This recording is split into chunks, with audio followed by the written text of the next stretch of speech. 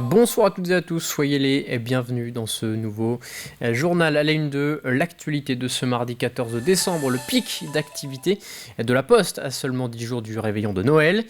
Comme chaque année à cette période, la plateforme de La Roche-sur-Yon, qui accueille l'ensemble des colis de la Vendée et les redistribue sur l'ensemble du territoire, connaît une forte augmentation du nombre de colis à traiter, entre 25 et 30 000 par jour contre 14 000 en temps normal. Une tendance renforcée depuis le début de la crise sanitaire. De plus en plus de clients effectuent leurs achats en ligne. Reportage à La Roche-sur-Yon, signé Pierre Dalicieux. Vous avez à peu près 4000 colis par camion. Le temps de déchargement est de 2 heures environ. Et des camions comme celui-ci, il y en a 14 toutes les 24 heures. Une cadence qui ne va cesser d'augmenter dans les prochaines semaines. À la Poste, on appelle ça la peak période, le moment de l'année où l'affluence de colis est la plus forte. Habituellement, nous avons une moyenne de 14 000 colis par jour. Et bien entendu, comme tous les ans, en cette fin d'année, avec la peak période, novembre et décembre, où nous allons doubler nos flux. Nous allons passer à 25 à 30 000 colis, plus de 30 000 colis le 15 décembre sur le périmètre de la Vendée. Et tous les colis transitent par la plateforme de La Roche-sur-Yon avant d'être dispatchés sur l'ensemble des flux de la Vendée. Des colis qui sont triés le plus vite possible et pour ça, il a fallu gonfler les équipes. Ici, une trentaine de personnes est venue en renfort. Et comme dans de nombreux domaines, le recrutement cette année n'a pas été simple. Je pense on a eu une vague effet Covid. Je pense par rapport au Covid, il y a eu beaucoup de choses qui se sont passées. Il y a beaucoup de personnes au niveau des ressources qui n'ont pas été disponibles sur l'instant T. Et je pense que ça a dû être un peu pénible à trouver pour tout le monde. Cette intérimaire est arrivée il y a quelques jours. Pour elle, travailler ici est moins fatigant que de travailler à l'usine.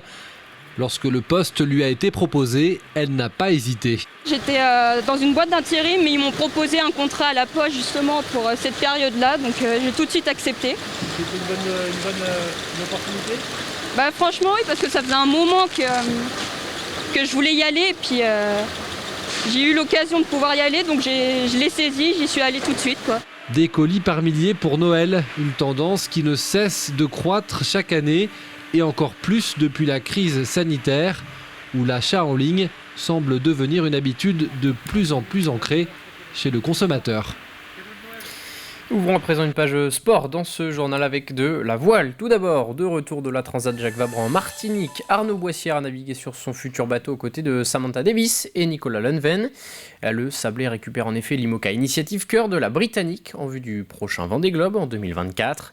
Les deux skippers sont revenus ce mardi au Sable d'Olonne. Ils ont pu remonter le mythique chenal du Vendée Globe, accueilli par de nombreux curieux. Aurélien Huard était également présent. Un reportage. Un convoyage retour express pour le bateau Initiative Cœur. Le duo Samantha Davis-Nicolas Lunven avait passé 20 jours et 17 heures en mer entre Le Havre et la Martinique. Seulement 10 jours ont suffi pour cette transat retour jusqu'au Sable d'Olonne avec un marin supplémentaire à bord, Arnaud Boissière. Cette traversée de l'Atlantique a permis à Sam Davis de transmettre le témoin au skipper Sablé qui va désormais naviguer sur ce bateau à foil de 2010. Un moment forcément plein d'émotions pour la navigatrice britannique. J'ai vécu tellement de choses avec ce bateau que forcément, oui, je suis triste. Mais je ne peux pas être trop triste non plus parce que j'ai la chance que j'ai un nouveau bateau qui va arriver.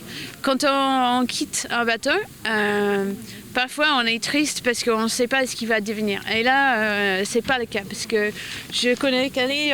On a fait les premières courses. La première course, c'était le Mini Transat 2000 ans. On était concurrents, donc ça fait longtemps qu'on se connaît. Et le bateau va encore continuer à vivre vraiment une chouette vie. Pendant 10 jours, Arnaud Boissière a beaucoup appris et reçu beaucoup d'informations sur cet IMOCA performant qui a terminé 5e de la dernière Transat Jacques Vabre. Le skipper de la Micaline Artisan Artipole passe au niveau supérieur pour préparer son 5e Vendée Globe. Ça n'a rien à voir, c'est un gap vraiment plus important. Comme je disais tout à l'heure, mon précédent bateau, j'allais à 20 nœuds. Lui, il va à 20 nœuds tout le temps, quoi. Ouais. Et puis, tu vois, les foils, ils sont extrêmes. Ça se ressent aussi à bord du bateau, tu vois, les mouvements sont plus secs et tout. Donc, non, il est plus partout. Et moi, je suis attaché aussi à l'histoire des bateaux. Ce bateau-là a une super histoire avec Sam et son équipe. Et nous, on aura à cœur, moi et mes sponsors et mon équipe, qu'on garde cette belle histoire avec ce bateau-là et que ça soit une belle histoire humaine, une belle histoire de vie aussi. Le Vendée Globe, c'est une histoire de vie et qu'on a envie de partager au maximum et puis de transmettre aussi notre joie de vivre et notre joie de partager des projets comme ça. Un bateau qui va entrer en chantier pour une révision et quelques aménagements assez minimes. Le principal changement va concerner la décoration pour passer du rouge et blanc au jaune et bleu. Toujours à propos de sport, le Vendée Chaland Basket, actuellement 12e de National 1 masculine, annonce la suspension d'Antoine Michon de sa fonction de coach de l'équipe première. C'est Joachim Duté, ancien entraîneur de Bordeaux jusqu'en octobre dernier, qui lui succède au poste. Le club indique dans un communiqué par la voix de son président, Jean-Marie Rousseau, qu'Antoine Michon reste au Vendée Chaland Basket pour prendre des fonctions au sein de la structure. Chaland est pour le moment 12e du championnat avec 19 points, 15 matchs joués, à seulement 3 points du dernier de National 1. Et puisque l'on parle du Vendée Chaland Basket, certains joueurs se sont récemment prêtés au jeu des interviews, mais ce ne sont pas des journalistes qu'ils avaient devant eux, mais des enfants, et des élèves de l'école publique de la Croix-Maraud à Chaland. L'établissement est ainsi labellisé Génération 2024 dans le cadre des prochains Jeux Olympiques de Paris. 2 classes de cette école sont ainsi devenues classes olympiques, un projet qui mêle sport, olympisme et éducation. Explication, Alexandre Debré. Quelle est votre pointure de chaussures ? 48. Des interviews un peu particulières pour ces sportifs de haut niveau. À l'école de la Croix-Maraud, les journalistes sont des enfants, mais les sportifs sont ravis de se prêter au jeu. C'est aussi pour transmettre la passion de basket. C'est intéressant, c'est venir dans une école, parler avec les enfants et puis répondre à leurs questions pour partager ce beau moment. Depuis 2 ans, l'école est labellisée Génération 2024 et certains professeurs ont choisi d'aller plus loin cette année.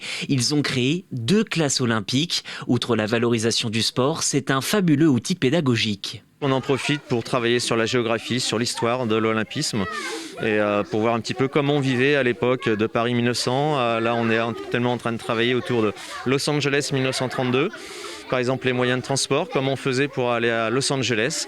Donc voilà, on profite pour élargir un petit peu les domaines d'apprentissage. Donc quand on parle classe olympique, quand ils savent qu'il y a un temps fort, quand ils savent qu'il y a un événement, ils sont surexcités à l'idée de venir à l'école. Et derrière, nous, c'est hyper facile de faire les apprentissages derrière tout ça, quoi.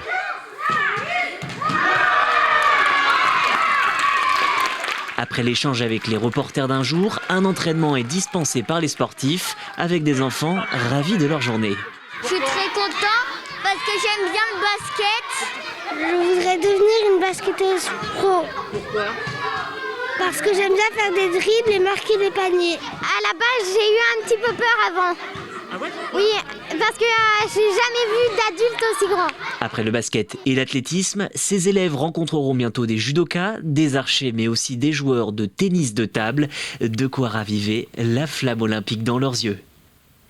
Et puis toujours à propos de sport, évoquons le football de table, plus communément appelé baby-foot, à l'approche de la Coupe du Monde de baby-foot qui se déroulera à Nantes du 28 juin au 3 juillet 2022. La Fédération française a lancé l'opération sans baby-foot pour les écoles. En Vendée, le collège Puy-Chabot du Poiré-sur-Vie est ainsi le premier établissement à en avoir reçu un, offert grâce à un mécénat d'entreprise. Une classe de ce collège pourra également s'inscrire pour participer à la semaine de la Coupe du Monde. Des activités et des rencontres avec les autres classes françaises sont au programme. Le baby-foot n'est pas une discipline sportive connue pour son côté compétition.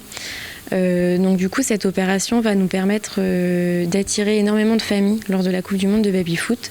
Et les enfants sont l'avenir du sport pour toutes les disciplines, quelles qu'elles soient, et notamment le baby-foot. Donc nous, notre objectif, c'est vraiment de faire en sorte que les enfants se créent des souvenirs avec un baby-foot, mais dès le plus jeune âge, dès l'école primaire. Nous avons saisi l'opportunité de cette opération pour déployer finalement un nouvel outil dans notre espace vie scolaire qui a ouvert il y a quelques mois maintenant.